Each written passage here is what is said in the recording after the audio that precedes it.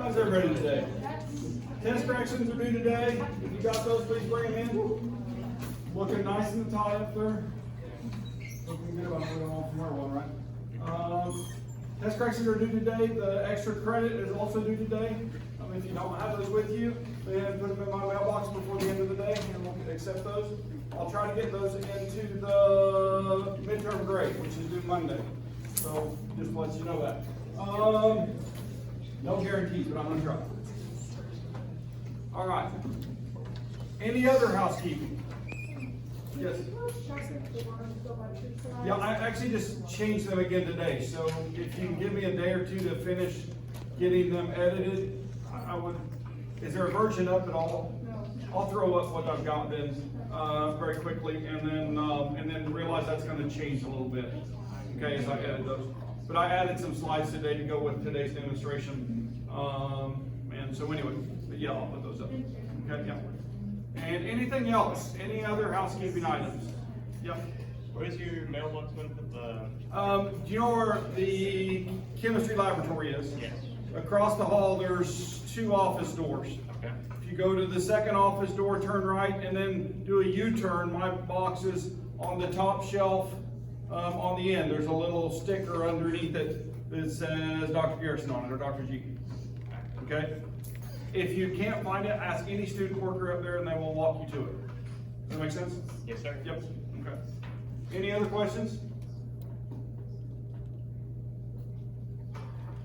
All right, well, let's do a little, do you guys want to play a little bit today? Yeah. So I'm going to start with an example.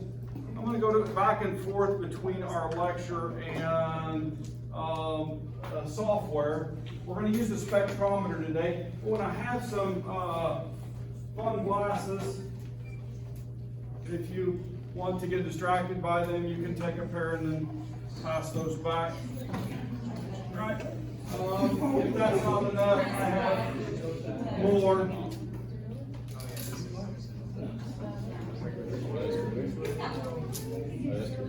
I'll take green. Yeah. I'll take red. Well, some of the others are fun.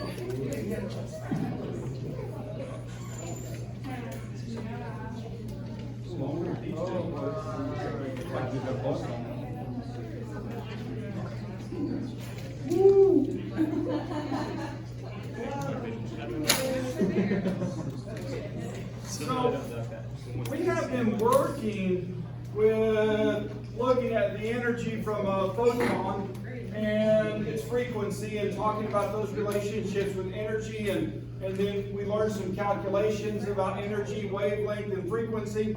And then we actually learned a new one, which we'll actually see an example of today, or we could do one where the Rydberg equation applies, okay? And we're going to look at what we would say is the hydrogen lamp, which will have a single element. We're going to excite the element hydrogen, and then we're going to look at its emission lines, okay? We're actually going to do a couple things before that and after that. And the first one I want to do is actually to look, you guys can see the lighting in here is fairly white, okay? Now what I mean by that is that if I take the spectrometer, and I'm going to flip on the front light, so just watch your eyes just for a second so I can get a good signal.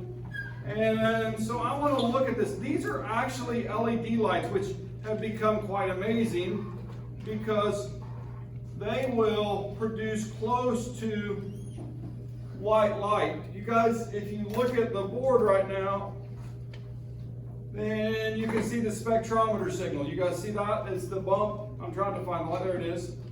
So I have a spectrometer up here, and you notice though that part of the spectrum is not produced with this light. The red part's missing, isn't it?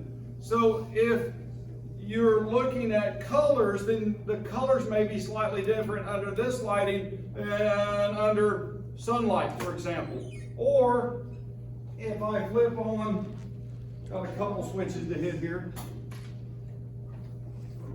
Is that on? Okay, so if I look at this light that we've got going right now, so I'm going to now flip out light so I can find you again in a minute. All right, so so we can see this. Tell me the truth. Now, if you're looking at this with your little glasses, what are you guys seeing? A whole bunch of colors separated out, right? You guys seeing that? Yeah. And so those glasses have diffraction gratings, and some of them have cool patterns in them and stuff that's kind of weird. But anyway, if I'm looking at this light, this is a tungsten bulb, and it's going off scale there. But what do you notice about the spectral picture of this one? It has a lot more of the visible part of the spectrum in it. Okay, you guys with me? But now what's really interesting is that if I cool the temperature down while we're observing it, right? So I'm going to try to get it on scale. I want you guys to watch the shift of the light. And notice how it's getting redder, that there's less blue now than there was. And that's continuing. Plus what's happening to the intensity. Sorry, I'm having trouble holding it.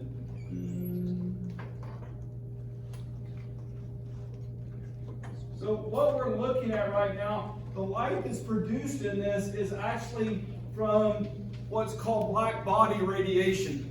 Okay? Higher the temperature, the whiter the light. The higher the temperature. We often talk about stars, right? And astronomers talk about that, physicists talk about that, and we know the temperatures of different stars. Have you guys ever thought about how we know those temperatures? How do we know the temperatures? The color of the light that's coming from them. The red giants are much cooler than the bright quasars, right? And so we know those temperature differences by their spectral pattern. Okay? So we can look at something very far away and know what the temperature of it is based on experiments that we've done here on Earth to look at that. So it's very powerful in that we can see those things. Now, the way we're seeing the colors is we're actually doing an experiment much like this one, which has this is a prism, right? And you guys are familiar with prisms, but we're using a diffraction grating instead. Our spectrometer has a diffraction grating which takes the light and splits it into the different wavelengths, okay? And in fact, this spectrometer works from the UV down a little bit into the infrared, okay? And so it's a little bit broader. If we go back to that picture, then you guys can see that we're looking from about 300 up to maybe 900, somewhere in that range, right? And so we can see a little bit wider picture. So we can see things outside of our visible limit with these eyes. Okay? And in fact, we're going to do that in a minute when we talk about things. Here's our monitor. Isn't that fun? All right. So we'll do that. We'll go back to that in a minute. All right? So that's a black body. Now, we don't want to see the black body. We want to see what we've been working on, which is electron transitions, because we're doing electrons and those types of things. And so, I didn't get my lamp separated out here.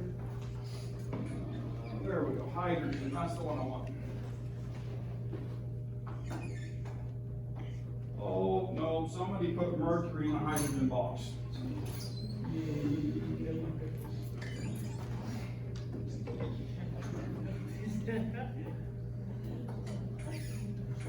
Why would you put mercury in the hydrogen box?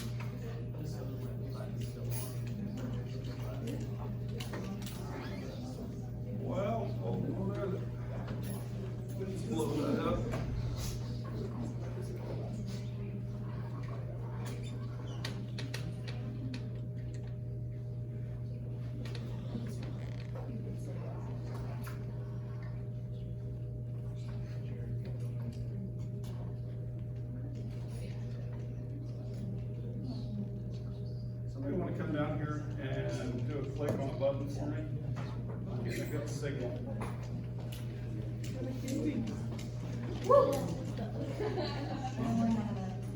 You see the red button stop right there? So hang on a second. Let me see if I can get it.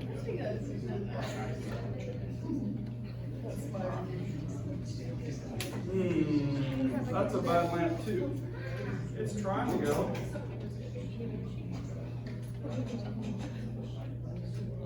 Yeah, cool.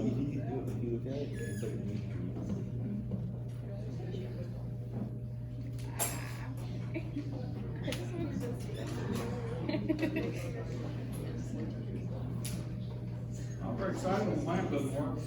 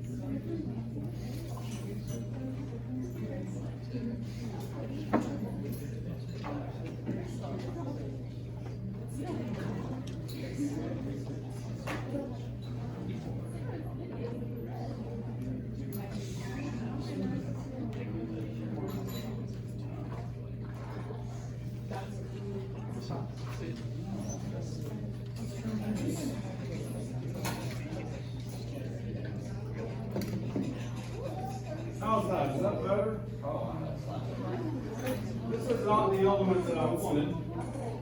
Okay. But hang on just a second. Shift that just a little bit.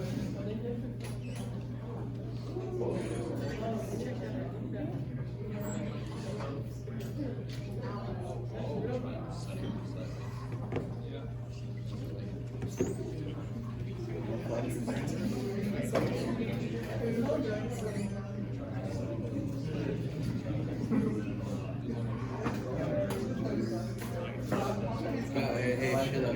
It's just Drew. All right. Just Drew. So our first picture wasn't very good. This one's actually pretty good. This element was first seen on the sun from this spectral pattern.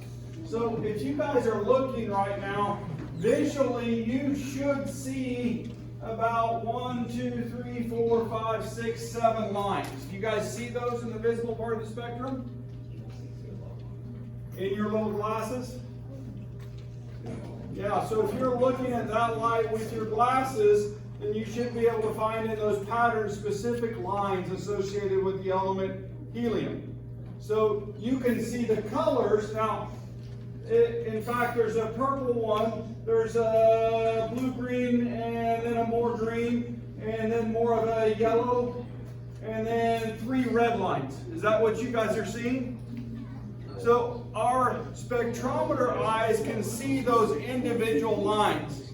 Now, if we're using, what I wanted to use was the Bohr model, but the Bohr model doesn't work on this. But if we consider the Bohr model, which is not the accepted thing, we would draw it like this. And those lines are from those electron transition from energy level to energy level. So we excite it, and when that electron decays back down to its to a lower state, then it gives off light. Isn't that fun? Yeah. And so, still looking for that hydrogen lamp to find that one that works. Yeah.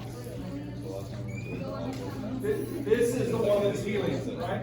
And in fact, I've got the wavelengths we can match up. Here's the literature, right? So if I have helium in the red, the longest one is 720, right?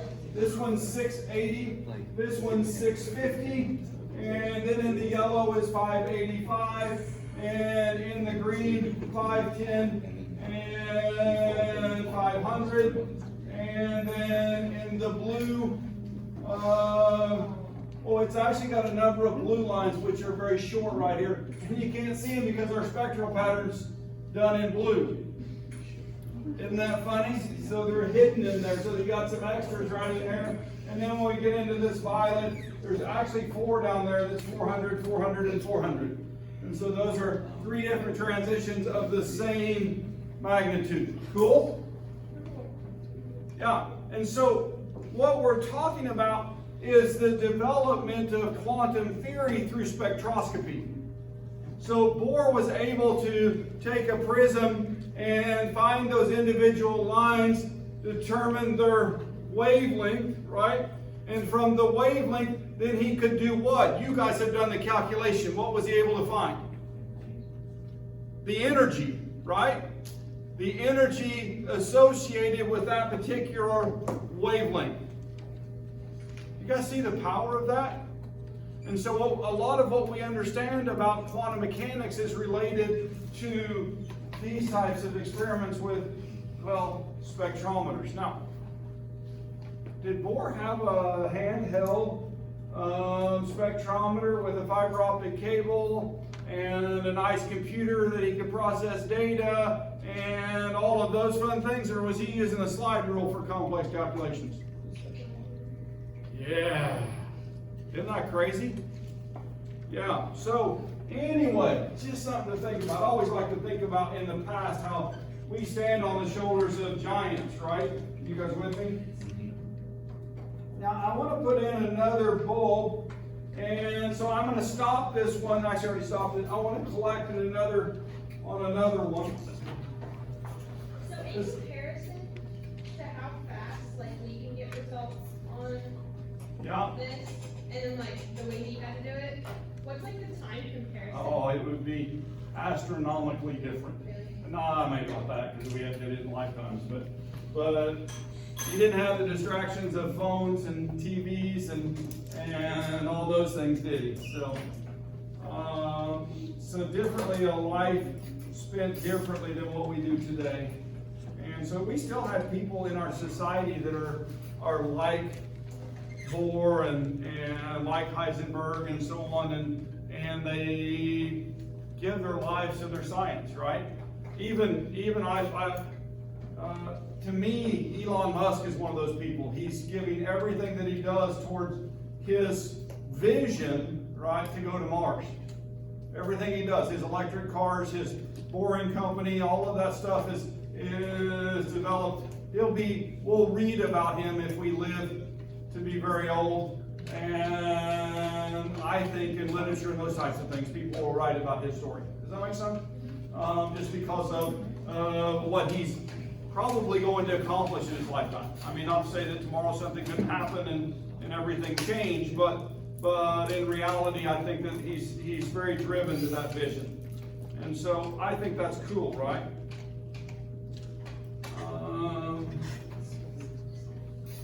Not that I agree with everything that he does. Okay? So, this one cool? This is classic. You should recognize it. Anybody know what this is?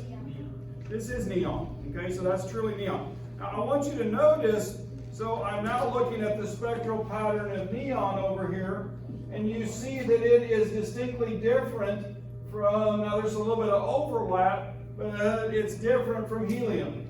Okay? And so helium has lines that the neon doesn't have, right? And neon has lines that helium doesn't. In fact, helium, as we talked about, it was discovered on the sun before it was discovered here based on its spectral pattern. Okay? So, fun stuff? Yeah, a little bit? A lot more lines. Oh, a lot more lines. Now, let's talk about that for a second. I tried to pick helium or hydrogen. The lamps both were bad. They weren't working. Okay? But if I look at hydrogen and helium, how many valence shell electrons does one hydrogen have? One, right? So a very uncomplex system and really has 4 predominant lines in the visible part of the spectrum. Okay? If I move to helium, how many electrons? 2 electrons, right? And so it's not as complicated either. But as I move down and I get to neon, there's 8 valence shell electrons, all which can do transitions. And so all of those, depending on what goes up first and how that's distributed, those energy levels change. And so it's got a much more complex spectral picture than does the helium and hydrogen, right? Okay, because there's more electrons that can transition. Fun? Yeah, I hope it is. I hope it's educational. That's really what I want it to be.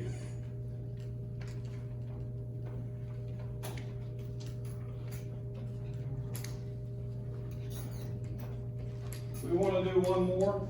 Yeah. Here's nitrogen. Let's see if this one, no, yeah, nitrogen. Let's see if it's got a different picture.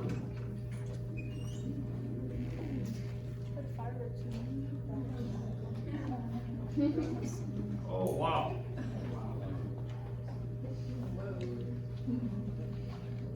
It's got some interesting ringing going on in this lamp.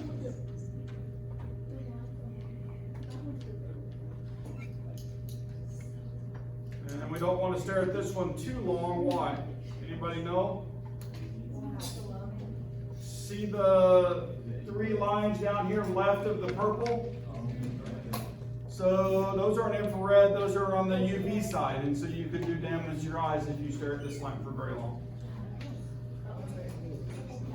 Or not at all, right? So, all right. Now, we're looking and talking about basic electron transitions. There's some other processes that can occur, and so I brought another lamp with me, and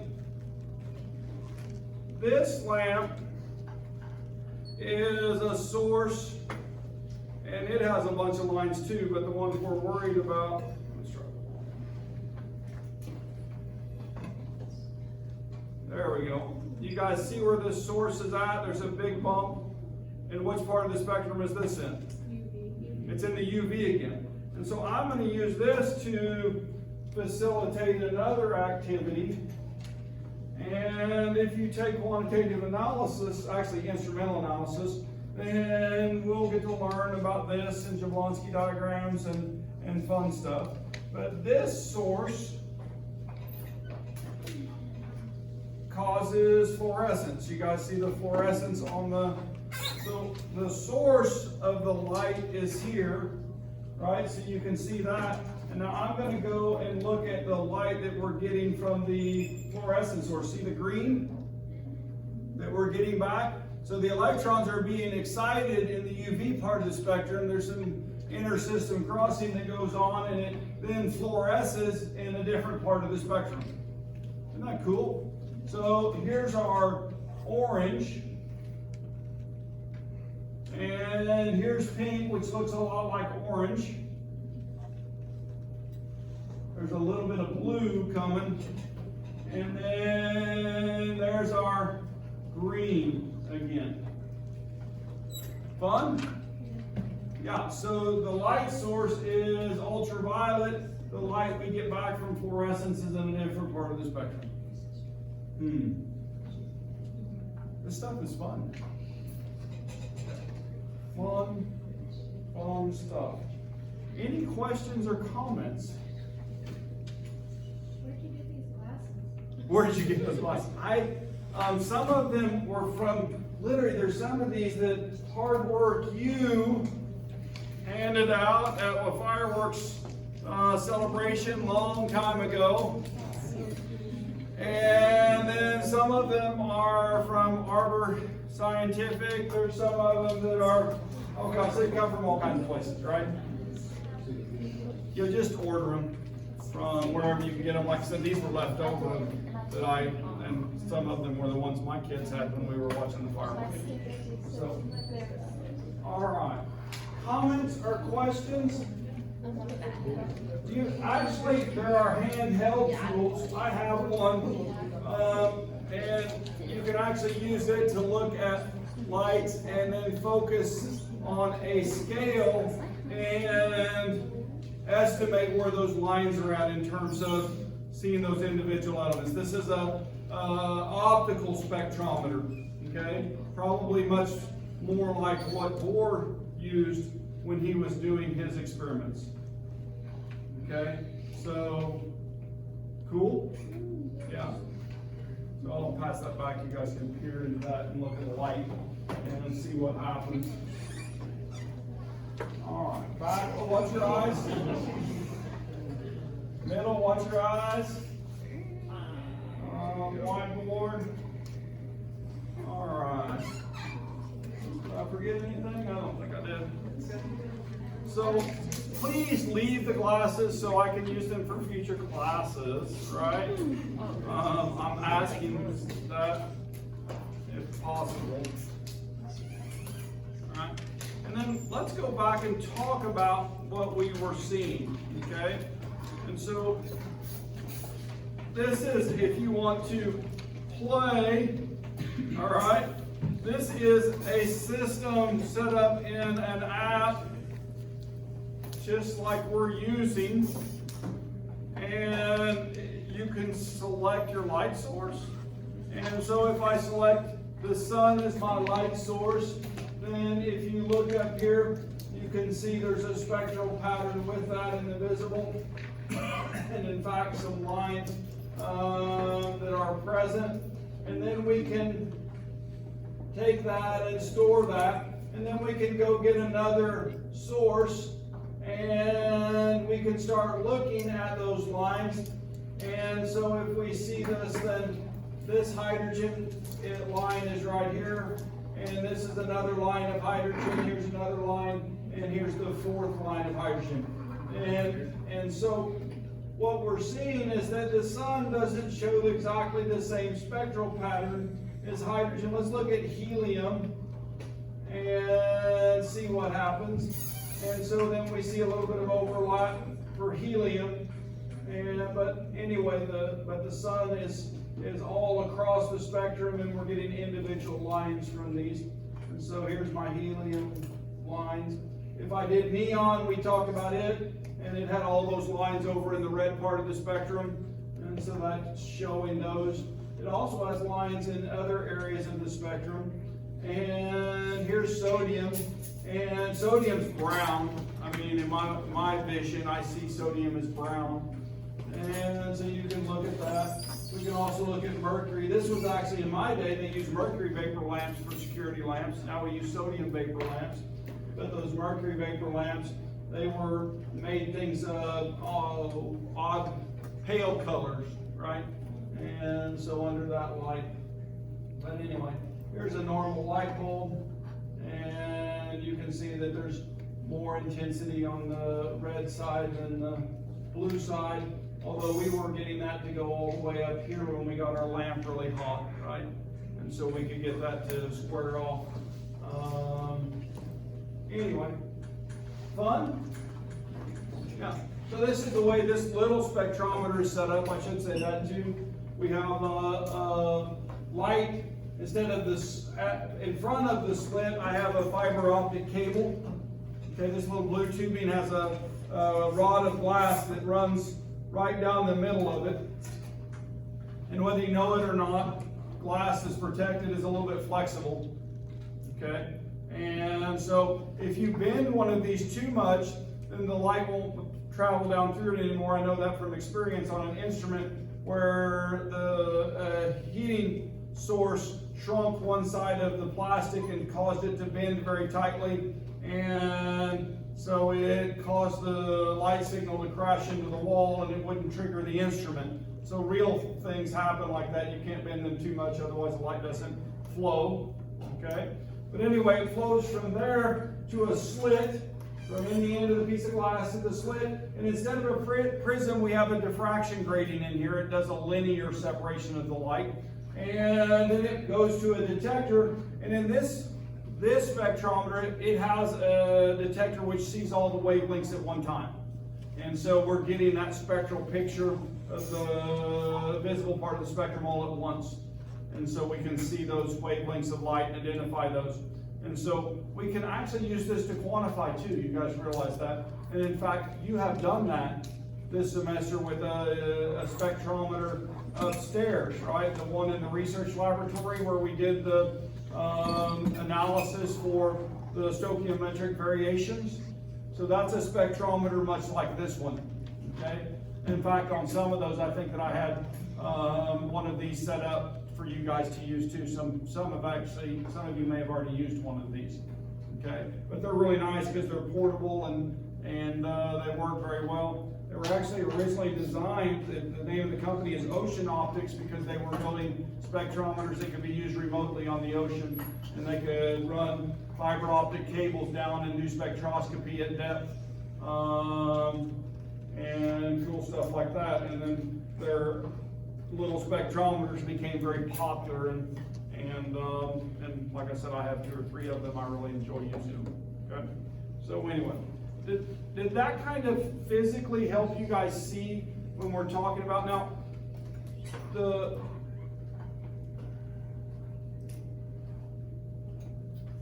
line spectrum that we were emitting out of our single element bulbs, right, are distinct and characteristic for each of the elements present, right?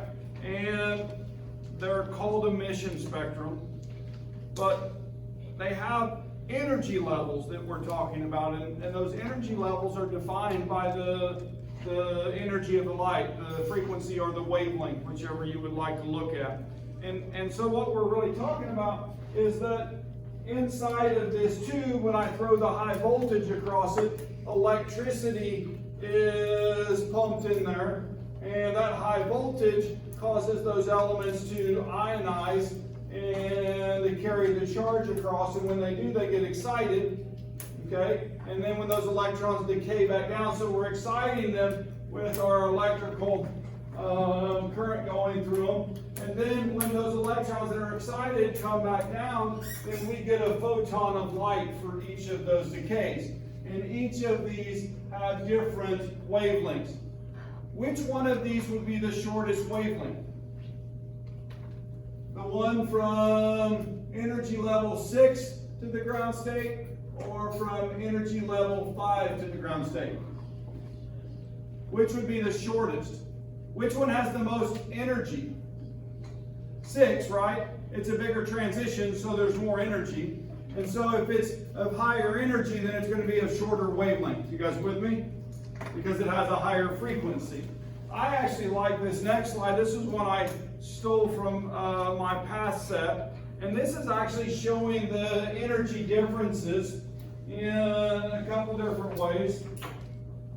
And so if I'm looking up here, then what I see, see this 656 line right there? Right, that line comes from a transition between energy level 3 and energy level 2. Okay, you guys see that? And so if I took, wait a minute, what equation could I calculate this from? The Rydberg equation, right? You guys remember that we used last time? So if I have the transition right here, if I have the transition from 3 to 2, right? Instead of, we did it from 3 to 4, from 3 to 2, or 2 to 3, and times that constant, then we could get the, from that, the 1 over the wavelength, or we could get the wavelength, and from there we could get to the frequency. And from that, if you guys will remember, we can calculate the energy. Okay, so that energy is Planck's constant times the frequency. And so all of these transitions done by Bohr, he was able for hydrogen to look at these transitions and then correlate that to the movement of electrons and the amount of energy that it took. It's kind of cool, guys. All right, I'm just saying, this is kind of like amazing in my mind, right? So if I'm looking here, then some of these transitions, now this is the visible transitions, right? 600 to 400. So those are those 1, 2, 3, 4 lines that you're seeing right here, right? But there's other transitions that are occurring, 121, 102, 97, 95, and 93. What part of the spectrum are those in? Those are nanometers. They're ultraviolet, so those are of higher energy, right? And then there's some, if I look, these are lower energy transitions in the infrared. Okay? So seeing in the infrared, we could possibly see lines there. And so anyway, so this is showing that hydrogen spectrum. This is what I had hoped to see, is that we could see those lines from an individual lamp. I'm going to go upstairs and see if I missed a lamp up there somewhere for the next hour. But anyway. All right. So these transitions for the hydrogen atom actually are in series. And as far as I can tell, I can't find it in your current text, but I still like for you guys to see these. So I put this slide in. And so the infrared series is called the CHE114 series. Okay? And then the visible series is called the Balmer series. And then the ultraviolet or the Lyman series. And so they're actually named in terms of where they fit in for the hydrogen atom. And so anyway, so I feel like that's important, and it's showing the transitions that are occurring, and the energies are relative to the distance that those travel. Okay? So the highest energy ones are the ones that travel the farthest. Cool? All right. So Bohr postulated that electrons in an atom revolve about a nucleus in circular orbitals and absorb or emitted light only when they change from one orbit to another. Yeah? Right? So an electron can move from a lower energy level to a higher energy level if it absorbs an amount of energy necessary to do that. Right? And when the electron drops from the high energy level to the lower energy level, it gives off energy equal to the difference in the energy of the two levels. Now, I showed you where there are other processes that can occur, right? There's not always a direct transition from one energy level to another. In what process were we looking at when we saw that? Fluorescence, okay? And so to understand more of that, and it's more complex, this is a very basic beginning view on this topic. Does that make sense? And so anyway, the Rydberg equations allows us to calculate those energies. The electronic energy levels in atoms are unique for each element, so they have a fingerprint for their identity. That's how we can one of the ways we can identify them. And Bohr's postulate that electrons have distinct energy levels in atoms was a milestone, right? It was huge, guys. This changed the world of physics and chemistry ultimately. So anyway, electron shells, subshells, and orbitals. So de Broglie, there's an equation from de Broglie that talks about particles acting like waves and to calculate their frequency in the processes that they're doing. And so, but he proposed that matter has both wave-like and particle-like properties, and you can calculate the wave pattern for any size mass and from its velocity. So anyway. All right, Heisenberg. Now, I was talking about the play Heisenberg. There's a scene in about when Heisenberg is talking, or it's talking about Heisenberg, or whatever that may be. But the image slips from the rooms where the conversation is having to a man walking down the street. Okay? And the man is walking down a dark street, and there's an occasional street light. Okay? And when he's walking along, he's present in the street light, but in between the lights, he disappears. Okay? And you don't know where he is, but you anticipate that he's going to walk into the next street light, right? And so they're talking about Heisenberg's principle in this, and what he said was the velocity of an electron is due to its wave-like nature, and its position is due to its particle-like nature. Right? Because of this, you cannot know both the velocity and the position of the electron simultaneously. And so you only see the electron when it's in the light, right? In a sense, that's what the analogy was trying to do. We're uncertain where it's going to be next. Okay? So we can't know both. And so anyway, the more accurate you know one, the less accurately you can know the other. And this principle allowed for quantum mechanics to be calculated for all elements. Okay? That's the step that led to modern atomic theory. And so he won the Nobel Prize in 1932 for his uncertainty principle. All right, so now, modern quantum mechanics to do energy levels for any element on the periodic table, there's an equation. It's called Schrödinger's wave equation. Okay? And so the wave equation is an equation which, well, we have quantum numbers for, and we're going to learn the symbol designations for quantum numbers. And then if you take physical chemistry, then you'll actually use that to do calculations. Okay? So you'll have to work with that and do some of the basic calculations, all right? And so an electron orbital is a region of space surrounding the nucleus where an electron is likely to be found, the probability to be found there. And so orbitals come in different shapes and sizes. And an orbital can hold a maximum of 2 electrons. That's Pauli exclusion principle. And this is modern model of the atom, not the Bohr model. And so in 1933, the Nobel Prize was given for this. Okay? A lot of Nobel Prizes here, right? All right. A subshell. Okay? Subshells. I want to use the periodic table and you guys to use the periodic table to help you remember the number of electrons in each subshell. Can you do that? Now, in each orbital, there's a maximum of 2 electrons, right? In each orbital, there's a maximum of 2 electrons. In subshells, for the s orbital, there is these 2 families. Okay, you going with me? And so there's 2 electrons, right? If I move over here to the p block, as we call it, right? 1, 2, 3, 4, 5, 6. There are 6 electrons. How many pairs then? 3 pairs. So how many lobes to the orbital in the p orbital? 3, x, y, and z. Okay? And those are actually coordinate positioning. So if you guys think of a graph, x and y, right? What's the z plane? Becomes 3-dimensional, it comes in and out of the board, right? So if I draw that for you to think about, right? So I have the y plane, the x plane, the z plane comes out of the board and goes back into the board. Okay? And so in each of those planes, there's dumbbell-shaped orbitals that exist, and each one of those orbitals contains how many electrons?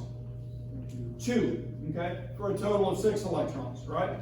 I'm going to try D. You guys tell me how many electrons you would find in a D orbital. You know where the D block is? It's the transition metals. So if I count across the transition metals, what do I get to? 10. So how many different lobes are there to a D orbital? 5. All right? You guys get me? Now, they're more complex. It's not as simple as dumbbells. Okay? And so we'll show some of those shapes that are calculated through pictures. I can't draw them. Okay? So, not very good. Anyway. So anyway, and then if I move to the F, where am I counting to remember the number of electrons in F? The inner transition, right? And so if I get across there, that's 14, right? 14 electrons or 7 orbitals, okay? 14 electrons or 7 orbitals. That's kind of cool, isn't it? That you can use the periodic table to remember what we're talking about right now, all right? And yes, there is a direct connection to that. All right. Electron shell or principal energy level N, right? N can be only whole numbers, right? And positive. Can you guys count? 1, 2, 3, 4, 5. Yep. Then you can do principal energy levels. Okay? Yeah, it's as simple as that. So that is the quantum mechanical model. The principal quantum number, right, or the shell quantum number is 1, 2, 3, 4, 5, 6, and so on. Okay? Cool? All right. The first energy level is made up of 1 subshell, while the second contains 2 subshells, the third 3 subshells, etc. And lower energy electron shells are closer to the nucleus, contain fewer subshells, can hold fewer electrons. Higher subshells can extend farther from the nucleus and contain more subshells, hold more electrons, and we hold those with orbitals. Okay? So as we add subshells, then we add orbitals. All right. So this is a table that's summarizing that. And so if I have an S subshell and I have one orbital, I have 2 electrons per orbital, and so that's 2 electrons in that subshell. If I move to P, then I've got 6. If I move to D, then I've got 10. If I move to F, I've got 14. Oh, wait a minute, we just did that on the periodic table, didn't we? Yeah, so you guys can see that. All right. Which of the following statements are true and which are false? If the subshell contains 2 electrons, then it must be an S subshell. An orbital can contain 0, 1, or 2 electrons, with 2 being the maximum. A D subshell can hold more electrons than can a P subshell, because the D subshell is made up of more orbitals than a P subshell. What do you think? You guys got all those figured out? First one is false. Any orbital in a subshell can hold 2 electrons. Okay? So the maximum that a subshell can hold is 2. Any orbital can contain 0, 1, or 2 electrons, with 2 being the maximum. That is true. And then the last one, the D subshell can hold more electrons than can a P subshell. A P subshell, because the D subshell is made up of more orbitals than the P subshell. That is true. All right? So we'll do shapes of orbitals next time. All right, there's some of those shapes. Oh, there's the D orbital.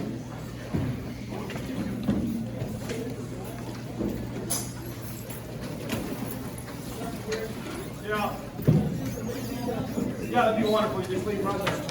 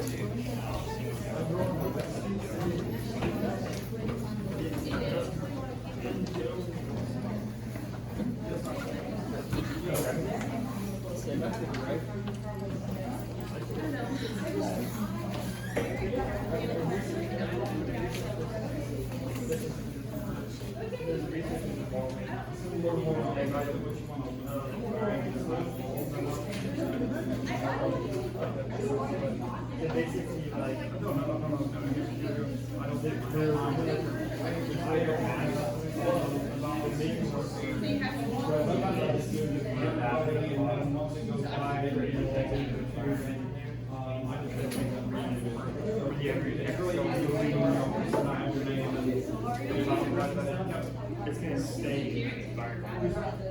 Or it's sucked into the vacuum.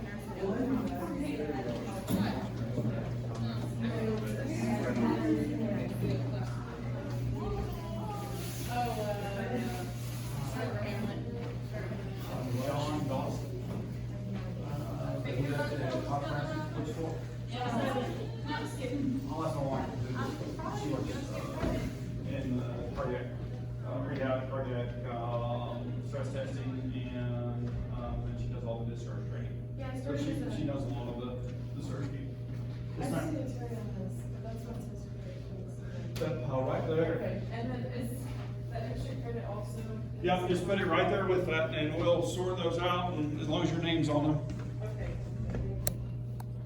I gotta run upstairs real quick and see if I can,